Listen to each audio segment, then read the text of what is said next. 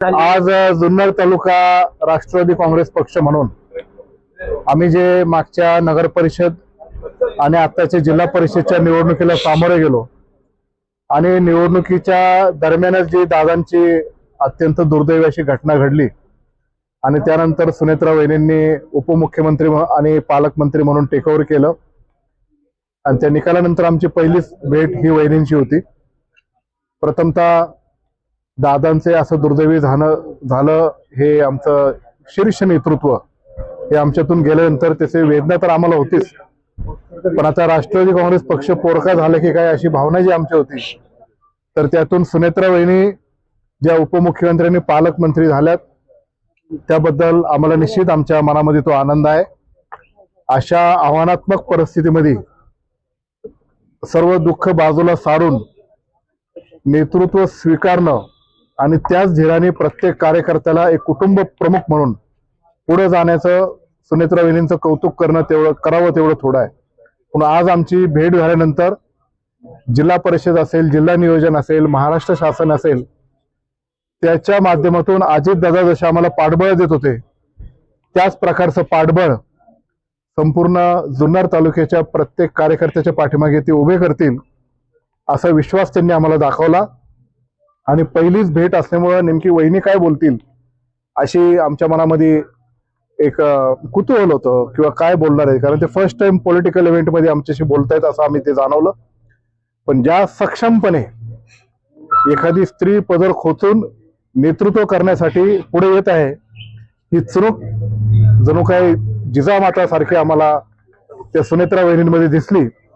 आणि सुनेत्रा वहिनींनी ज्या पद्धतीने आम्हाला मार्गदर्शन केलं तर खरोखरच सुनेत्रा वहिनी अत्यंत सक्षमपणे या राष्ट्रवादी काँग्रेस पक्षाचं नेतृत्व करतील, आम्हाला सर्वांना तो विश्वास आहे।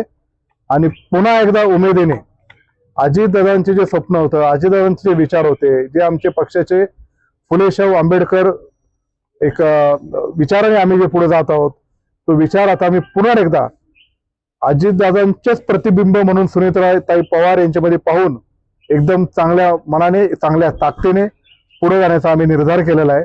आणि आजची मीटिंग आम्हाला खरोखरच जुन्नर वासियांना खूप मोठी ऊर्जा देणारी ठरली असं आमचं सगळ्यांचं मत आहे। तक्रारी काही मांडल्या नाही, फक्त जुन्नर तालुका आम्ही सगळे एकत्रितपणे पुढे जात असताना आम्हाला अजितदादांचं पाठबळ खूप मोठं होतं, त्याच प्रकारचं पाठबळ किंवा विशेषतः आता तिथं राष्ट्रवादी काँग्रेस पक्षाच्या विचाराचा आमदार नसला, दोन राष्ट्रवादी स्प्लिट झाल्यामुळं जे आम्हाला फटका बसला ते आम्ही आता सारं विसरून आम्ही एकत्रितपणे पुढे जाण्याचं ठरवलेलं आहे।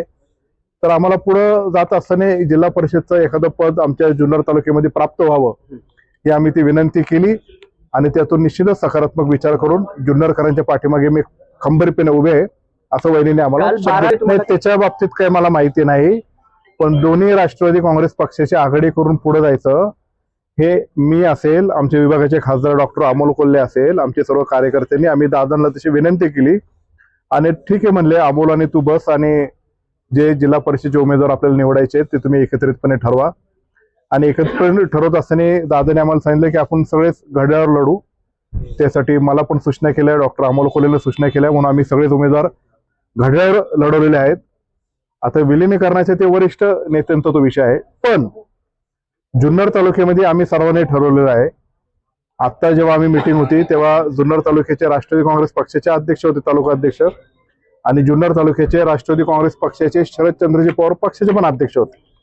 आम्ही सगळेजण एकत्र आले आणि तोच निरोप आम्ही वहिनींना दिलाय आणि आम्ही ते ठरवलेलं आहे। पुढे काय होईल आम्हाला माहित नाही, पण जुन्नर तालुक्यामध्ये राष्ट्रवादी काँग्रेस पक्ष एकत्रितपणेच वाटचाल करणार, दोन्ही राष्ट्रवादी एकत्रितपणेच वाटचाल करणार। जिल्ह्यासाठी काही अशी ते मला नाही माहिती, मी जुन्नर तालुक्यापुरतं सीमित सांगू शकतो, बाकी इतर तालुक्यांचं किंवा महाराष्ट्राचं किंवा वरिष्ठ नेत्यांचं मी सांगू शकत नाही। निश्चितच हा मेसेज खूप मोठा आहे। जेव्हा पहिल्यांदाच मी जेव्हा इंट्रोडक्शन केलं, आमचा प्रत्येक नेता, प्रत्येक जिल्हा परिषद सदस्य वहिनींशी जेव्हा बोलला, त्याच्यानंतर वहिनी आमच्याशी बोलायला लागले, तेव्हा दादा कशा पद्धतीने काम करत होते त्याच्या एक दोन त्यांनी आठवणी सांगितल्या आणि त्यातून आपण कसं आता सामोरे जातोय त्याच्यामुळे ते भावूक पण झाल्या होत्या। आणि भावूक झाल्यानंतर सक्षमपणे मी कसं काम करणार आहे, तुम्हाला कसं पाठबळ देणार आहे, तुमची पण जबाबदारी काय काय आहे, तुम्ही पण एकजुटीने कसं पुढे गेलं पाहिजे आता अजितदादा जरी आपल्यात नसले तर अजितदादांचे विचार, त्यांची वागण्याची पद्धत, बोलण्याची पद्धत, त्यांची कार्यपद्धती, ही सगळ्या माझ्यासह म्हणजे अतुल बेनकेसह इतर कार्यकर्त्यांनी पण ते अवलंबलं पाहिजे. सर्वसामान्य लोकांना जे पाठबळ देतो तसं आपण कलेक्टिव्ह इफेक्ट करू. आणि मी नेतृत्व म्हणून तुमच्या पाठीमागे जसे दादा भक्कमपणे उभा आहेत तसं मी भक्कमपणे उभं राहून तुम्हाला जे जे बळ द्यायचे गव्हर्नमेंट लेवलला, DPC लेवलला, जिल्हा परिषद लेवलला, ते सर्व स्तरावर मी तुमच्या पाठीमागे भक्कमपणे उभी आहे. असं वहिनीने जेव्हा आम्हाला जे सांगितलं तो निश्चित प्रकारे आम्हाला ऊर्जा देणार आहे असं मी म्हणेल.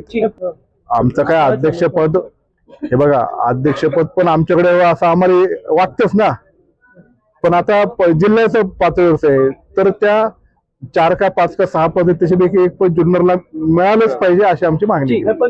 सगळ्यांना मान्य आहे.